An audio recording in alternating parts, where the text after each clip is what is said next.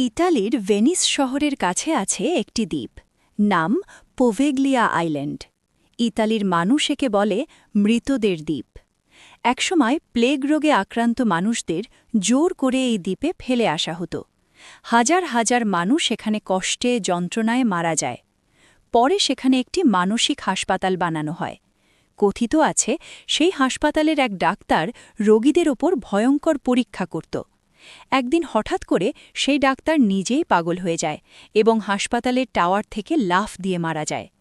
লোকেরা বলে আজও রাতে দ্বীপে গেলে শোনা যায় চিৎকার, কান্না আর ফিসফিস শব্দ। অনেক নৌচালক দাবি করেছে কম্পাস কাজ করে না, আর বাতাসে ভেসে আসে মানুষের ছায়া। আজও পোভেগ্লিয়া আইল্যান্ডে সাধারণ মানুষ প্রবেশ করতে পারে না, কারণ বিশ্বাস করা হয় এই দ্বীপ এখনও মৃতদের দখলেই আছে।